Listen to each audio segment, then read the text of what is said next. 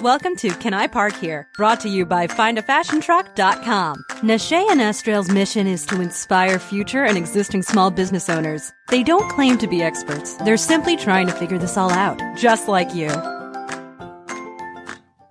Hello, and welcome to another episode of the Can I Park Here podcast that can be found on startafashiontruck.com. My name is Nashay, and I'm here with Estrell. Hello. We have another amazing mobile boutique owner with us today, Pretty Little Greek, and she dropped a whole bunch of knowledge bombs. Yeah, she did. And it turns out she actually has a mobile boutique and a storefront. Even though she really didn't want a storefront in the beginning, she actually developed a love for it with her mobile boutique and decided to open a storefront in a college town. Yeah. So, I mean, you guys, she talks, of course, about her story, but she also gives great tips, talks about, using interns. And so, it's just a lot of, some good lessons learned that new mobile boutique owners could use so they don't make maybe the same mistakes, or they could just be smarter mobile boutique owners. And even if you've been a mobile boutique owner for a while and you're thinking about getting a brick and mortar, I feel like there's something to be learned there too. So you guys are going to like this. Here we go. Hello, everyone. We have Genesis here today from Pretty Little Greek Boutique. Welcome, Genesis. Thanks for having me. Yeah, excited to have you on. Can you tell the listeners just a little bit about your background and then why you decided to start your fashion truck? My background's mainly in retail management, visual merchandising. I did a little bit of wholesaling in the past. I decided to do a fashion truck. Well, I always wanted to do one ever since I first saw one out in Los Angeles. And I thought it was the greatest thing. At that time, it was only one in LA, and there was actually one in Canada as well. And I became obsessed with it, decided to write a business plan for it. My professor actually thought it was a bad idea. Thought I was going the easy way by not doing a storefront and having rent. But I actually always wanted to do one, although she thought I was just taking the easy route. Finally, one day I decided to just start it, and I love it. I think it's one of the greatest things that's happened to me. I've met so many people along the way, and it was different because I never wanted a store. So I think the fashion truck was something where I can move around wherever I wanted to and not really have a lot of rules. But I saw on your website that you actually just opened a brick and mortar store, right? Yeah, which I thought that was crazy of me to do. It was actually out of nowhere. I really fell in love with it. Yeah, I fell in love with I think everyone that I ever met, with my truck, so many people come in and say, "Oh my goodness, this is the coolest thing ever." And there's a few of us here, but we all have different target markets. So there's a lot of people that have never even seen them or heard of them, which I find very interesting because there was another one in Indianapolis, and I love just meeting the people, and my target market's great. I don't really have a target market for my mobile boutique because I have so many different customers. For my store specifically, I do have, my target market for it, which is why I did it in a college town, 45 minutes away from home. And that was crazy of me to do because it was out of nowhere. I said, you know what? I want to open a store. And it was because I wasn't able to I don't live in a sunny state that's year round, warm weather. It gets cold here starting probably within the next 2 weeks in Indiana. So I wasn't really able to do a lot of events, minus some indoor ones. But even then, you don't get the experience of the bus. So with my store, I made it very similar to my bus, same color scheme, and then obviously the same product. And then the fixtures are very similar to the ones I had on the bus. So I try to keep it very cohesive. And then I still shut my store down sometimes for my bus events. And so how long have you actually been operating the mobile boutique?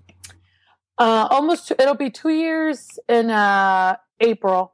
So a little over a year and a half. What was the reasoning for choosing a bus? Was that what was available, or you just knew that you wanted a bus over a box truck or a trailer or whatever else? Well, I actually wanted a box truck. I thought they were the coolest things as far as like the way that I saw a lot of people set them up, where you have Hmm. little stairs and you go up the stairs. I looked around and I actually only looked at one thing, and it was the bus. And I fell in love with the bus, which I know that's crazy. They always tell you to look at plenty more. But the lady was really nice, and I think I fell in love with it because it came with someone that has had experience with like food trucks. So she actually helped me out a lot as far as like telling me what events to go to, things like that. She gave me like her mechanic's number and all that stuff. So it was kind of same with the connection. I had a good connection with the bus included. And I really liked it because of I didn't have to like do too much to actually redo the inside, because the rail, not the rail, well, where people hold on to on the bus, I actually used that to hang up all my clothes. And then I found fixtures to put inside the bus. So really, I really didn't have to do a lot to actually change the bus, just get a like brand new paint job. And I bought a few fixtures from like Cache was closing in Indianapolis. And then really that was it. Then they had mannequins as well. So I really didn't have to do too much compared to what people do with box trucks, where I've noticed they actually have to redo everything inside. So I try to keep my costs down, just because I had just quit my job and I only had my savings left. So there was only so much I could afford at the time. Do you mind sharing how much you paid for the truck or the bus? The bus, either it was 5,500. It was 5,500. Okay, She was not selling bad. it for 6, so she sold it to me for 5,500. She probably could have got it cheaper, honestly. She told me later on that she actually bought it from an auction for 2,000. Why So I did got a she little tell you sad. that? Right. She told me months later, like she was like, "Oh yeah," she was like, "I bought." She actually had 2 at the time. She was like, "Yeah," she was like, "I got them both for like 2,000." I was like, "What?" Right. She didn't tell me You're this. like, thank you for telling me this. So then afterwards, I was like, whatever. And but my thing was, if I didn't buy it, then I was never going to buy it. I feel like I would psyched myself out of it, and said, "Oh, you don't need it. It's not the right time." So literally, as soon as I saw it, I had mechanic come look at it, and I had the check ready just because I knew that I really wanted that one. And it seems like you've been able to, because I know this is come up in the private Facebook group, but to work around the window situation, because some people I think have asked about that. Like, if you do get a bus, like, is it harder to like find places, to like hang the clothes? But, I was kind of looking at your pictures, but it seems like you've been able to figure that out. Yeah, I've never actually. Someone had came in my bus once and told me that I need to get like, it's like a wall, I think she called it a grid wall, where you like can just hang the stuff. But I didn't like that. Mine luckily came with like I don't even know what you call it, but wherever you hold, when you're riding on a bus and you like hold on to it. If Oh you're standing yeah, up, just the handles, like yeah, just like a handle type of thing. Right. So mine literally goes from the front to the back. So I got that painted hot pink to match, the letters of the bus, and that's where I hang everything, and everything fits great. And then I have four fixtures, like just 4 fixtures inside, and then I have one where I open up like the handicap doors. I tend to have a fixture that I bought like at Target that has like somewhere to like have like either shirts folded on the right, or like pants or like shorts laying there, and then the left side you can hang stuff on. So I do that just so people know what's going on. Because some people think like Poor Little Greek and they think of like yogurt. No. So I get that a lot. Like, oh, I thought you sold yogurt. I'm like, no. So yeah, I was able to actually figure it out, thankfully. Now you said something earlier, which I think is a little key, that you said you had like a savings. So did you, before you decided to make the jump, did you make sure you had enough to live off of for like 2 months, 3 months, 6 months, and then just kind of went all in from there? I did. So I worked as a marketing director for a laser hair removal clinic, and I made like crazy money, more money than I make now, honestly. But but I worked for this clinic, and I was very I was able to get like big bonuses. So I realized I wanted to quit my job in January, and so I like just killed it. Like as far as sales went for those 2 months, quit my job in February, the end of February, and then I saved up enough I paid my rent for 3 months. No, yeah, for 3 months, and I had all my like bills paid off for just 3 months. It was March, April, May, and my first event was in April. So I said, no matter what, I have to kill it because I don't have money for rent for the after May. So yeah, so I had all my bills paid off for 3 months, on top of the $5,000 that cost for the bus, and then the wrapping, the merchandise. Yeah, so I mean, it was a pretty little penny, but it was definitely worth it. Yeah, and I think that's key too. And also, like, did you have your website set up right away, or did you kind of wait a while? Because I see you're using Shopify. Mm-hmm. My website I didn't launch until I had the actual website, but it was kind of more of a coming soon type thing with just like images of like the bus and stuff. But I didn't actually launch my website until my first event was April 18th. I launched my website May 1st, just because I didn't want people to think like, oh, I can get on your website. So I told them in advance, like, oh, well, the website's not launching until May 1st, so it may be gone by then. We have, I think I had exclusive merchandise that was just online at the time. So yeah, so I didn't launch until May 1st because it was just a lot going on. That I didn't have a system as to if someone buys something on the bus, how do I take it off the website right away? So yeah, that was kind of my dilemma at the time. Now, question. So you have because we have a lot of people in the Facebook group too that I think want to own a brick and mortar one day. So how did you plan that out? Did you tell yourself after you made a certain amount of money that you would get a brick and mortar, or, like what did that look like, that plan? Did you say like, okay, in the next 6 months, I know I want to do this, so I'm going to save up X amount to make sure I could do it? Just curious about what your process was there.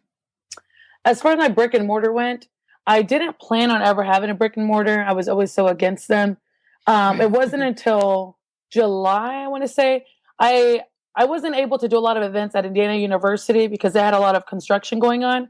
But I knew the demographic was there. I knew the money was there. So I mean, it's one of the best colleges as far as like Greek system goes. So it kind of goes a lot with my name, Poor Little Greek, because I do give back to philanthropies.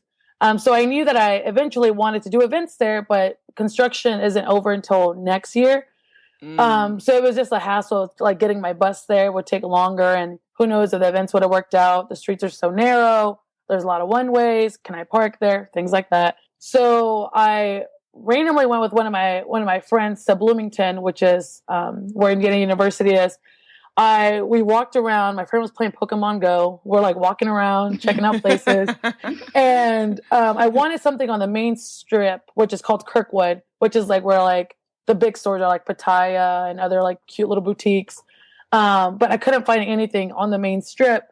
And I was done walking around, and I ended up seeing this little like barn house looking thing, and I fell in love with it. And I did end up getting one of our friends actually was investing in us, like just to like get more merchandise, things like that. And so I took part of my investment. I mean, it wasn't a big investment, and just to pay off for the first few months of rent. And then the rest of it came from like just me booking events up until I knew I wanted to open on August 20th. I signed my lease July 26th. So I only had 3 weeks to actually like get my store ready, do the rest of my events. And yeah, so it was kind of spur of the moment. But I knew I had the money to do it. The lease was affordable enough that I could put a few months down. And so I did that, and I made sure that I had like I did a gift card campaign in order to help me get more merchandise. And I explained to my Facebook friends, like, hey guys, my investor actually ended up backing out of the second half of the investment, like a week before. Like I was supposed to order merchandise like that day. And he goes, oh, well, I never really talked about you opening a store. I thought this was more for, I was investing in the bus, investors. That's another topic to get into. But, so it was literally like last minute. Luckily I had everything. I painted the place. I had the rent paid for. But the main thing was having the right merchandise for people to actually come in and buy and want to buy. Because I noticed with like college girls, you have to earn their trust before they actually start, putting money into it. We have big places like Pattaya and Bloomington where girls know it's affordable, so they go there. So it was kind of just earning their trust. So I wanted to make sure I had the right merchandise. So I did a gift card sale on my Facebook where I told people like, hey, this is my situation that I'm in. I'm not asking for like a GoFundMe or any type of donation like that. But if you spend, I think it was like 25, you got $50 worth of product starting on a certain date. And so a lot of people actually helped me out. People that I didn't even know bought gift certificates. And people, I got a lot of good feedback saying like, I like the way that you went about it. I definitely support it. It's hard out here for small businesses, things like that. So that's kind of the way that I ended up getting my new merchandise for my opening. Now, I think, correct me if I'm wrong, Estrella, I think this is the first time we've interviewed anyone that has ever even approached an investor. Like, I don't think I've heard any other fashion trucks do that. What made you decide to do that? And do you have any tips for people who are thinking about doing it in the future? I only approached an investor because I felt like I was kind of stuck. I was once you quit your job, it's a whole different thing. There are a lot of people that have, that still work full time and have the bus or that have another form of income. But it's hard to still keep the same price range to, for customers to buy and to be able to provide it for your store. I mean, for your mobile boutique as well as yourself. I still have to pay my bills eventually. So for a while, I once actually quit my job and actually started paying my own bills.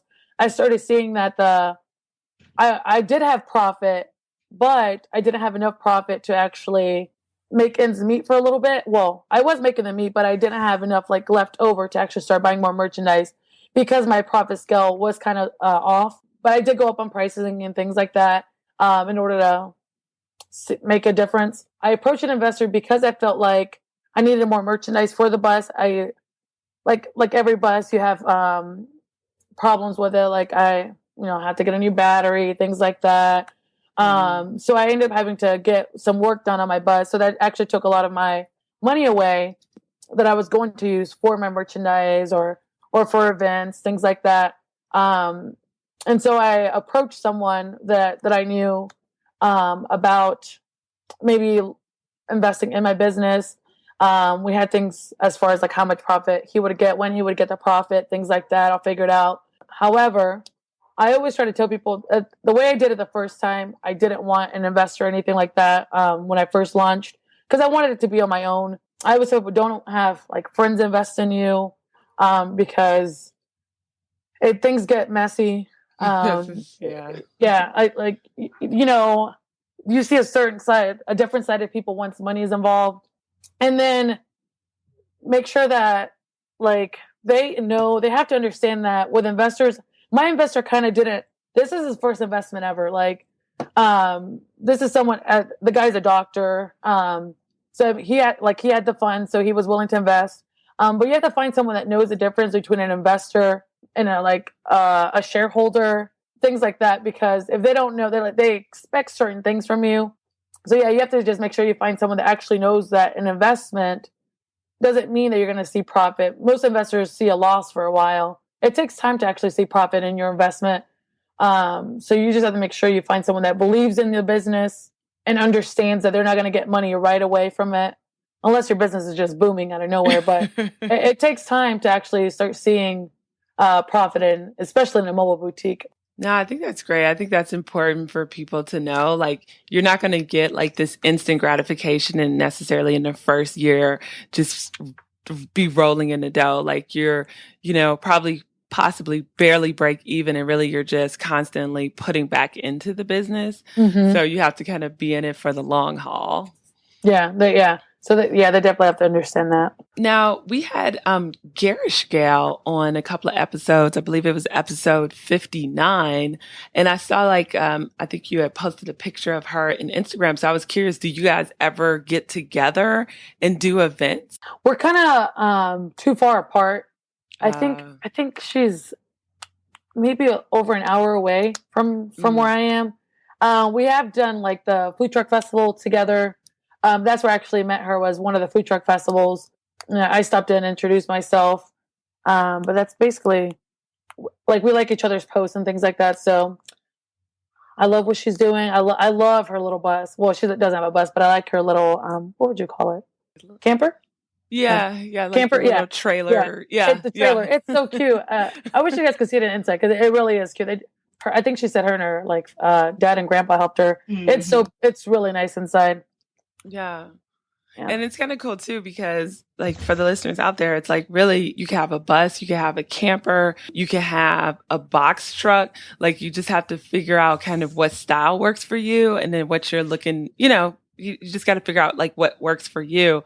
But we've seen amazing boutiques that, have been put in all three, which is pretty cool. It's so interesting now because like I remember when I first looked into them, there weren't that many. So there was only like box trucks available. There was one in Canada it's called Lodeca. It was like that was like one of the first ones that I've ever seen, but it's like a 2-story bus. Yeah, I was like, that one's huge. It's huge, yeah. I'm like, man, I could only imagine driving that. But yeah, I'm just so amazed by seeing like what people do, and I go into them like whenever I'm in a different city. I try to stop by if I see any that are like in my area. Like I'll go to Cincinnati sometimes and check some out, or just because there's so many different ideas that you can get from like events. I love like the chalkboards. I'm always like, oh, I'm going to take that idea because everyone like has like such different creativity, like a creative mentality. So I definitely love following all the trucks on Instagram and stuff just to get ideas. You mentioned that there is a lot of construction and stuff in Bloomington. Now, just without going around the campus area, what is the parking situation? Like, do you have problems parking, or do you only participate in like craft fairs and things like that? Well, my mobile boutique, I mainly do in Indianapolis. In Indianapolis, I've never had a problem with parking. I've questioned them before, like, hey, can I park here? But then I realized that it's better to ask for forgiveness and ask for permission. So I kind of just park. But I feel like it's pretty easy in Indianapolis. A lot of surrounding areas, they're very welcoming. I have had it where I've actually have paid like certain businesses for me to be able to park in their parking lot. Because there's some like smaller towns, not smaller towns, but we have like a place called Broadpool in Indianapolis, which is like the artsy area. But you can't park there because there's local boutiques there, so they don't want you to compete against them. So I found ways around that by like finding a local business and like, hey, can I pay you $50 and can I park in your parking lot? Right. So I mean, you find different ways. That's kind of mainly what I do. If not in Indy, it's pretty easy. You can kind of just park in meters. Just pay as long as you pay for your meter. Don't have anything in the way of like the sidewalk. In places like Bloomington, which is a college town, they're a little more strict because it's just so busy that they don't want you to be blocking ways. So you kind of have to get more of you have to follow the same rules that food trucks do in Bloomington. So that's kind of why I avoided taking my mobile boutique there, and I just did a regular store. Okay. But mainly if I do college towns, I'll set up with like a sorority house, or find an event that's going on and then go through them. And they normally figure it out. It's easier to get like the students for them to get permission than it is for you, because they think, you're after, trying to milk their campus. But if you're like link up with a sorority or something, or even like just an organization, they can just ask and say, hey, we're having Poor Little Greek for an event. Can I park here? They're like, yeah. And they'll give me like a little parking pass or, so it's always easier that way too. Now, question about like price points. So, of course, the brick and mortar will be in a college town, and your mobile boutique will stay where you are now. Do you think you'll have to do different price points, like make things cheaper in a college town and then keep things more expensive where you are now? Are you going to try to keep them the same? Like, have you figured that part out yet? I try to make my bus more affordable. Because the way I look at it, I'd rather have someone like everything on my bus is under 50, right now, at least. So I try to make it very affordable for people. I have like a lot of like custom stuff that I get, but I try to find a very affordable price point because I'd rather see 10 people wearing my stuff than just one person. Some people, it's more of a marketing thing, I think, for me. You know, sometimes like there'll be like I was selling the shirt, I think it was $35 and someone else was selling it for 50. So two people are probably going to buy it from me because they're $35 versus the other person that's selling it for 50. So now I have two girls promoting my business, you know, for free, basically. So that's what I try to make it all the same. Online is a little more expensive, just because of the cost that it takes, you know, like shipping and the packaging that I do. And, but I always tell people in advance if they say like, hey, is this online? I always tell them up front, like, yeah, it is, but it's more expensive online. So, try to get it now if you can. And then I do a lot of promotions on my bus. Like sometimes I'll do like just one price. So it makes it easier for my interns when we're at events. So like there was one time, it was crazy. I don't know how I did this, but I did $15 frenzy, but it was like on summer stuff. So obviously they're a little more affordable to get for summer, because it's, you know, thinner materials and things like that. So for sometimes I'll do like $20 Tuesday or something. So I'm still getting a good profit. So I try to make it all the same sometimes, only during events, just because it's easier. Like if it's a crazy event. But as far as my bus and my store, the pricing's the same. So right now, at least. Do you only sell clothing or do you have accessories like scarves, purses, hats, shoes? I have scarves. I have chokers. Accessories are just so tricky. And it's hard finding a good accessory vendor because I normally try it on and then it starts tarnishing. And I don't want people to say like, oh, her stuff sucks or, you know, that only lasted a day. Because they're not gonna remember how much it was. They're just gonna remember what it ended up looking like. So I don't want them to walk past my bus like, oh yeah, I bought a necklace there and it was tarnished within a day, even though it was $2 or something. So I bought accessories when I first started, but then I ended up just doing get a free necklace with purchase or something because I didn't end up liking some of the accessories that I had gotten at the time. But now I just do chokers and scarves. Scarves seem to be doing very well. There's always really good profit when it comes to scarves and accessories in general too, but I feel like it's hard to do inventory with, especially on a bus. I praise the people that like can move their bus with or their fashion truck with accessories running around. I haven't gotten down yet. You said that you had interns. Did you have to hire a full-time person for the store? Like, how have you managed like having other people work for you? And at what point did you know you needed help? I still only work, I work 6 days a week, 8 hours a day. It's just, well, full-time is just me. It's hard to, I don't think financially I'm ready to start paying someone. And I always think about the fact that, like, what else am I going to be doing? Like, I rather run my own bus and rather run my own store, just because I've been a store manager before, outside of having my own store. So I want to know why business isn't doing that well or what hours work, because the last thing I want is to say, "Hey, Mary, why were there no sales last night?" Right. And you know, maybe it was the weather. And so I always think back of like how I was as a store manager, and I think of the sales associates that I've had in the past where, like, you know, they're either not doing anything or they're not giving it 100%. So if I have a bad day, I want to be able to say, oh, I know why I had a bad day.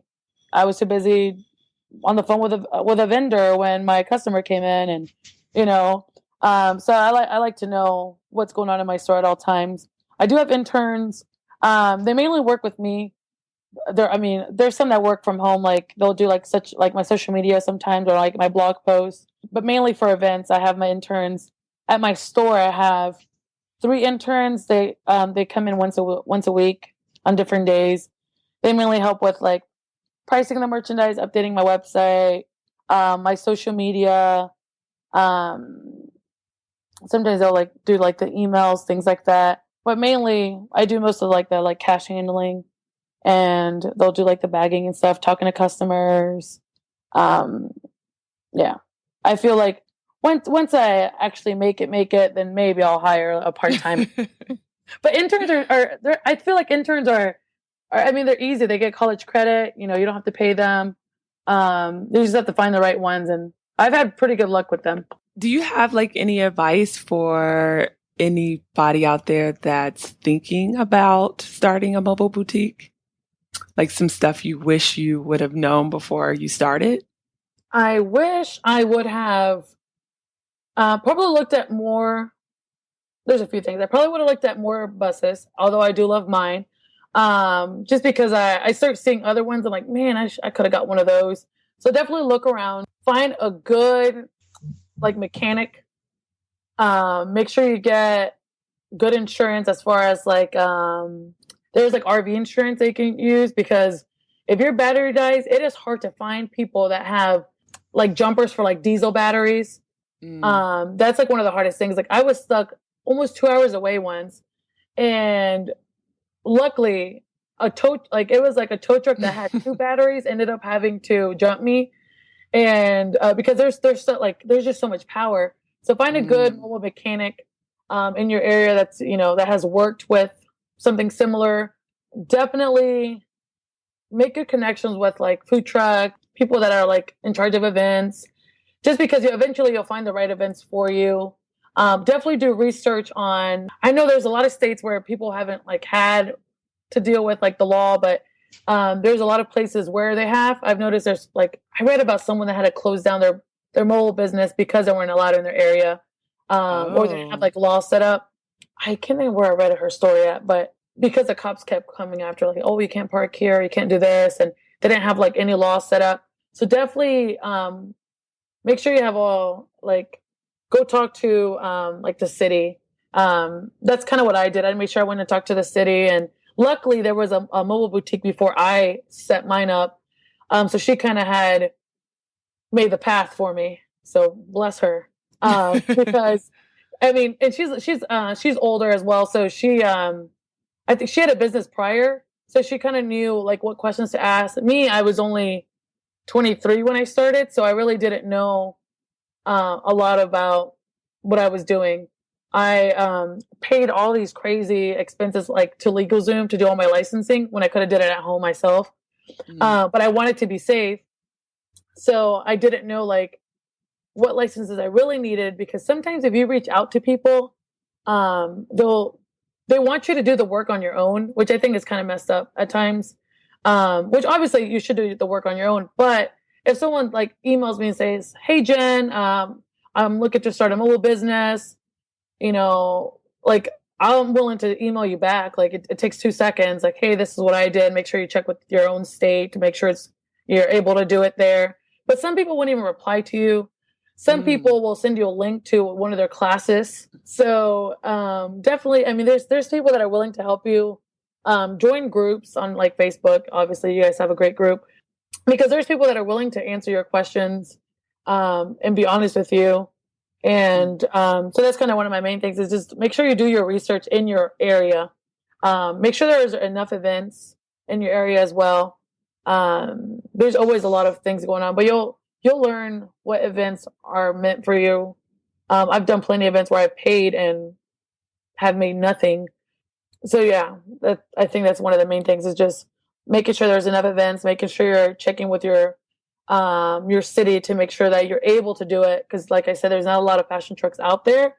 And it's hard to find a lot of fashion trucks in the same city, unless it's like Los Angeles and stuff. But when it comes to like smaller cities like Indianapolis or Cincinnati, it's hard to find a lot of them at the same time. Even Chicago recently just started. I think they finally went and met with the city. I think they finally got their first one or something like that, right? Yeah. There are a couple here. Are they more like, they're more suburbs, aren't they? Well, I know there's one popular one called Lost Girls here, Right. and they pretty park anywhere. Oh, good night. Well, okay, good for them. But yeah, it's hard from smaller cities. I definitely found a lot of people that would ask, like, "What is this? Are you able to park here?" Or like people ask me all the time, like, "What license do you need?" I'm like, "They said I didn't need anything." Right. So I'm going with what the state said. Or sometimes it sounds like too good to be true. I'll ask, like, I called one time and said, like, hey, this is what I do. Can I park on the circle? The lady goes, yeah, just pay for your meter. And I'm like, are you sure? Like, are you sure? And I mean, I really was it. Just pay for your meter. So yeah, just make sure you're not doing anything too sketchy or in the way of anyone. And just make connections, I think, with, like I said, with the other food trucks, because you can always do events. We ended up getting our first wine bar here. And she does a lot of events with fashion trucks. It's a wine bus, actually. It's really cool. Oh, yeah. I think I saw that on somebody's Instagram account. It might have been Garish Gales. Like, I think they did an she event mentioned together. Yeah, Okay, she did, yeah. she did that. It's so cute. It but is like with cute. This, you know, they have a little more rules they have to follow since it's alcohol. But I think that's really about it. Just make good connections. Oh, and once you actually do start, the way that I did it, I went to a lot of like salons. I went to a lot of different places just to let them know. I had like made a little, it was like this like 4x6 piece of paper. I mean, it was like cardstock, but it said like, if you host an event, you get this, you get this, you get whatever it was, like, it was like per little Greek bucks or something. So I just walked around everywhere, like in the area, letting them know, like, if you guys ever want to host an event, let me know. So definitely go out there, because the events aren't going to come to you at first. Because at the time, people don't know what you're doing or who you are. So you really just have to go out there and network, go to all the fashion events in your area. That's like one of the biggest things, I think, is that's where most of my business comes from. It's like, I do Midwest Fashion Week every year. Well, this year I'm doing it again. So I get a lot of people from there because they ask, like, what is this? Like, where'd it come from? So yeah, so just networking is another big thing. Well, we just have like a couple of wrap-up questions just to help the audience get to know you a little bit better.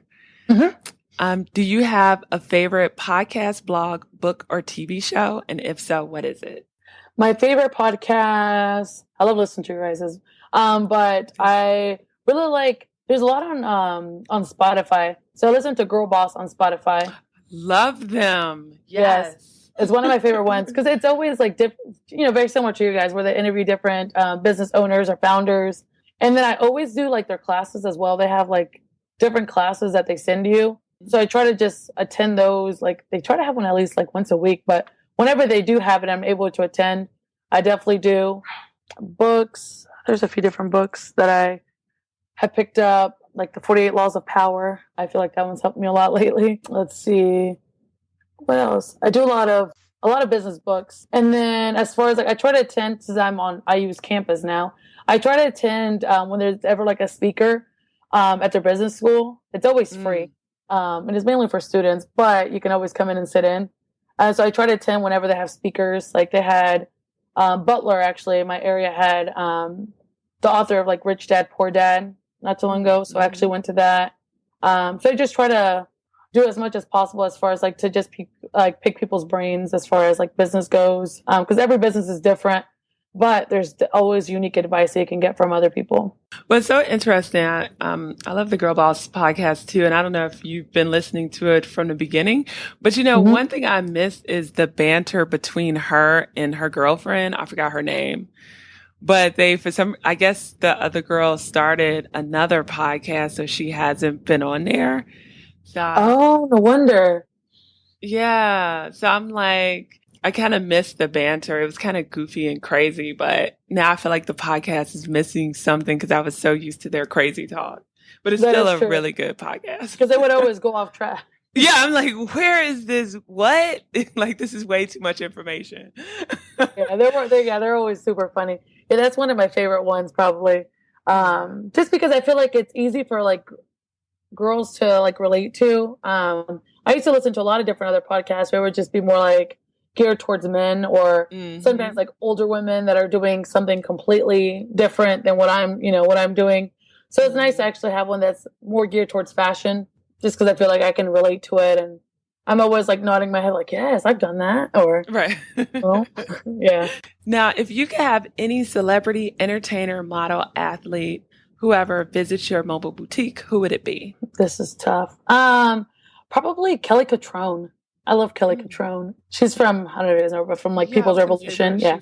So I think, because I love reading all her books, and she's just so very honest. And it's hard to find those honest people that like come in and are like, oh, you need to fix this, or so many people probably know that you need to fix something but won't say anything because they don't want to hurt your feelings. Mm-hmm. But I want to know the truth. I want people to like, I don't take offense if people come in and are like, have you thought about doing this to your bus? Or, oh, this is an easy way to cover up this. And so I think she would be a good one because I feel like she would let me know what I need to fix completely. Just give you that kind of like brutal, honest Yeah, truth, and I like, and just say, I like, do it. and I'm like this. Oh my goodness, I do need to. Right?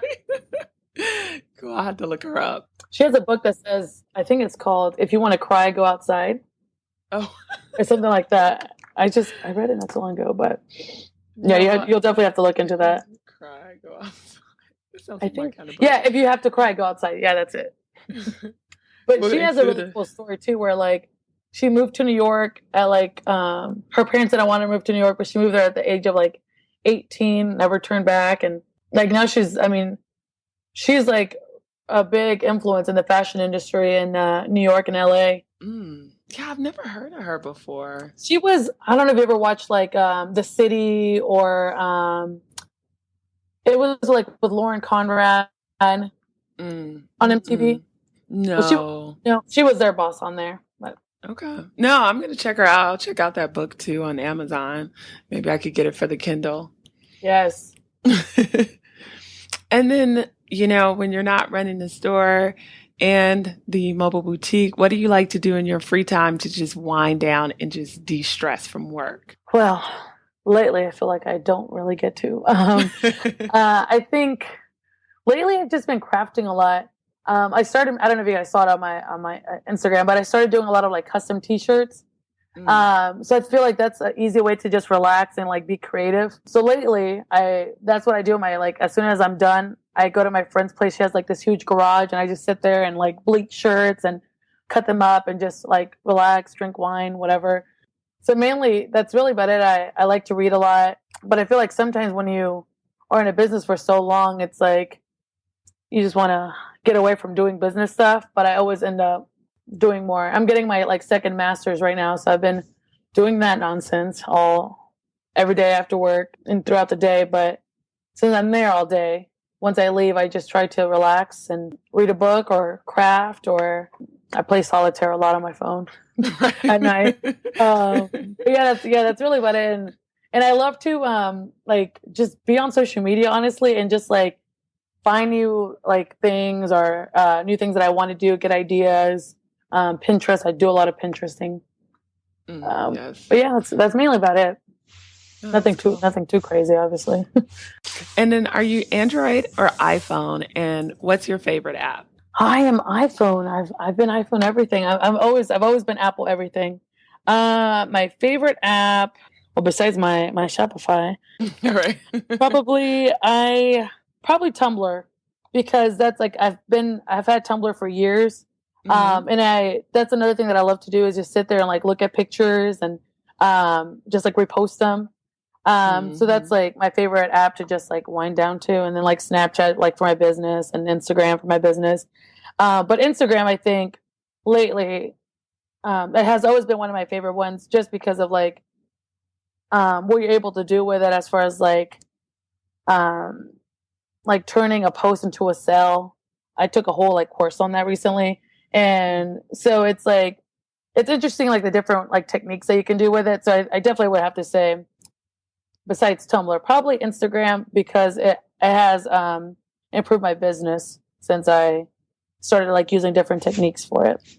Do you have like one go-to technique that you could give people out there that are trying to get people to buy? Because I think that's like the hard part about Instagram, because you can't include the links in like, the comment section. And some people will then go to your main account, like your page or whatever, and click your link. And so people are like, oh my goodness, I have all these people following me, but how do I get them to purchase? I think lately, it's more about, in the course they talked about how like your Instagram has to have kind of like a theme. So recently after I took the course, I started doing like every other picture, like a picture and then a quote, then a picture, then a quote. So it had like a flow to it. When I just had my photo shoot, so it changed things up. So they said like presentation on Instagram is like very big, and people have to know right away like what you do. So don't have like a crazy name, and like with my like head name is Pretty Little Greek Boutique, because if not, people are like, who is that? What do they do? And then every day for an hour, I go and like I pick a hashtag or a location, and I literally just go like, and then I'll write honest comments like, oh my God, I love this shirt, or like I like literally, so it doesn't sound like it's a fake account writing comments.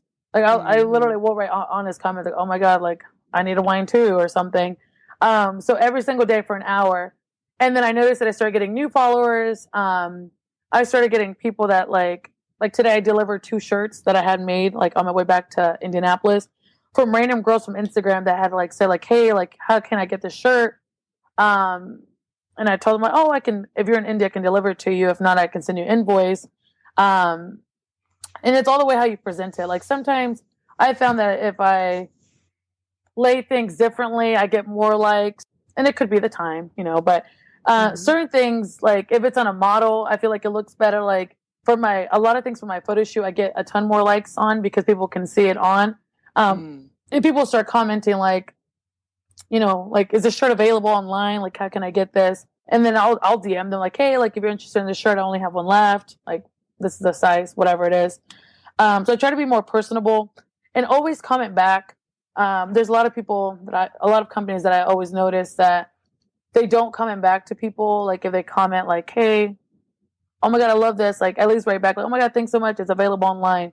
Like just always just try to be present on social media just so they know. But it kind of really is how you present certain products. I find it easier to have it on models, or sometimes even like on my white carpet. Like I have this little white fuzzy rug at my store. I'll lay like an outfit on there, and I find that I get a lot of people like put heart eyes under it or ask like how they can buy it. And I'll get people in the store that'll say like, hey, I saw this online. Even on my bus, like there was a girl that was like, hey, I saw chokers on your Instagram. Like, did you bring them? So I really think it's more about presentation and just having that online presence. And I find it that using quotes, like things that are relatable to people.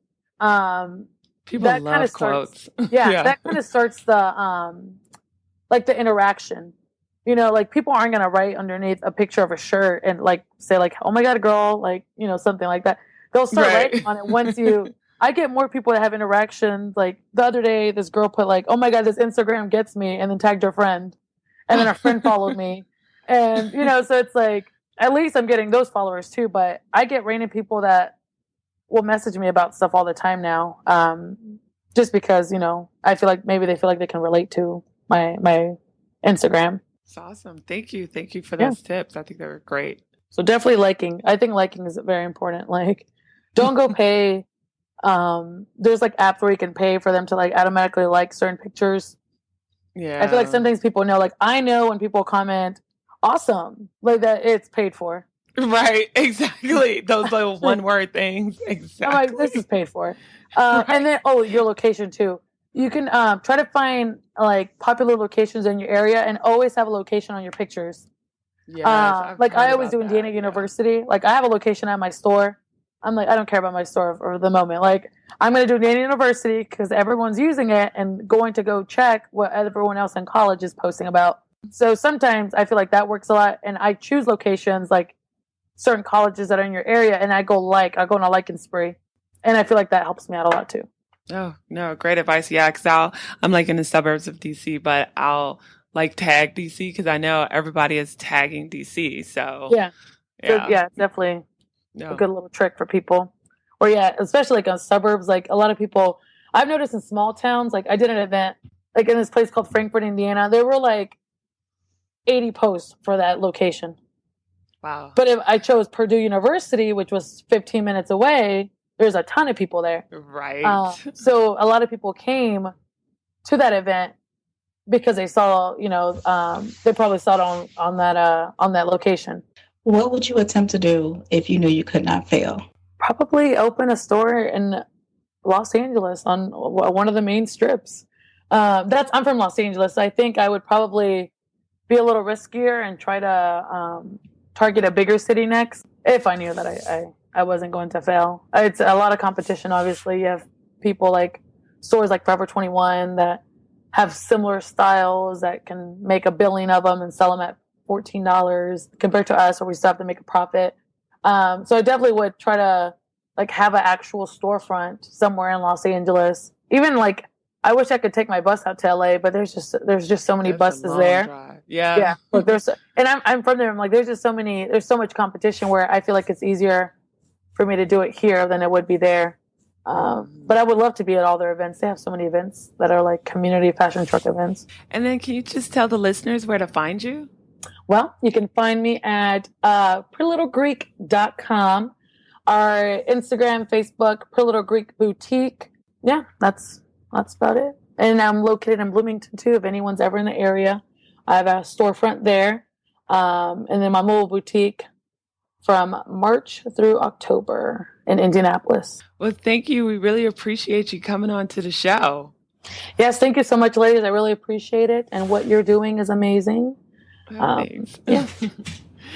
Okay, folks. I mean, I always have like this little notepad where I write down a whole bunch of scribble scratch so I can kind of remember things people say. And you never scribble scratch? That's like an old school term. Like, okay. You're such a hater. Proceed. But I mean, let me just outline some of the tips just in case you guys didn't catch them, and hopefully I can read my handwriting. Like, have a mechanic, have insurance, connect with food trucks, know the law in your city, join groups. You're stronger in numbers, and just make good connections in general. And even with the law and talking to the city, she was saying like, do your research. I thought those tips were amazing. Absolutely. And I thought that working with an investor was kind of a nice move as well. You're right. I just listened to actually the Girlboss podcast today, and she interviewed Brit and Co. Like the girl, well, her name's Brit, and she's from Brit and Co.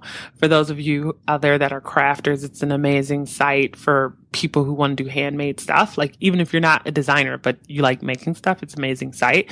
But anyway, she was talking about getting investors too. And I think her business has grown to the point where she just got like 30 million in investments. And so that's like a whole other area to get into. But if it makes sense for your business, you might want to think about it. But you have to make sure it makes sense, because you might end up giving up like control or like a percentage of your business. Like there's some good things and some bad things that come with it. So you just really need to make sure it's for you. And I think in this episode too, she has said something like, not to have your investors be like your friends and family. Right. And to make sure that you know the difference between you and the person that you're working with, know the difference between being an investor and being a shareholder. Yes. So know the difference between those two. Yes. I mean, so I don't know. I feel like, I know, well, all of our episodes are long. It's like, this is an hour episode, but most of our episodes tend to be an hour.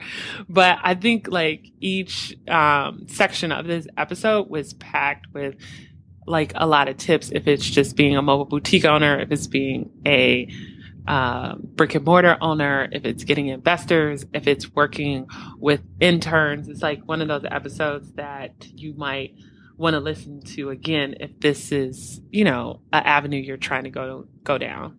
So we hope you enjoyed this episode. Don't forget to go to iTunes and give us an awesome rating, 5 stars, and leave a review, please. Yes. And, I feel like we're up to like, what are we up to in the fashion truck? Like the private fashion truck group is up to like 1,500. Am I exaggerating? No, it's almost 1,500. Yeah. I mean, and so you guys are clearly listening to that and you all are joining. So, as you're joining, just don't forget to go to iTunes and do that rating too. That'll be the entry fee. 5 stars. Right. That we should start doing that. We're like, whoa. Did you rate us on iTunes yet? And I just want to read one thing before we go and wrap up here of a review. So, as we're joking, like you guys have been going on and reviewing us. We up to 48 reviews right now, which is amazing. So thank you. And all of them are 5 stars. And honestly, like we really do appreciate it, because we're doing this on our nights and weekends.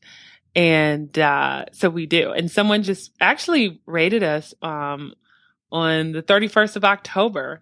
And it says, it's from E. Smith R. And it says, as an aspiring business owner, I find their information very helpful. And then there's another one. I don't think I read this one last time, from October 6th. It says, I absolutely love, and it's from Faith and Fash. And it says, I absolutely love this podcast. I tune in every week to hear these ladies drop jewels on fashion. They're plentiful in experience and fashion tips and are most willing to share that with their audience. I love their personalities together and also follow their Instagram, Facebook pages.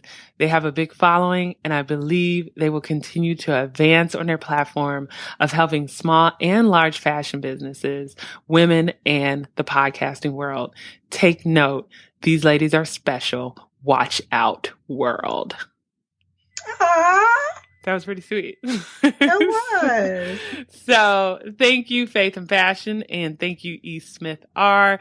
Like those, keep us going. Like I said, we do it on nights and weekends, and we're not necessarily getting paid to do this. And it's just inspiring for us because we get hear about so many stories of people opening their business, living their dreams, and doing what they want to do. So thank you.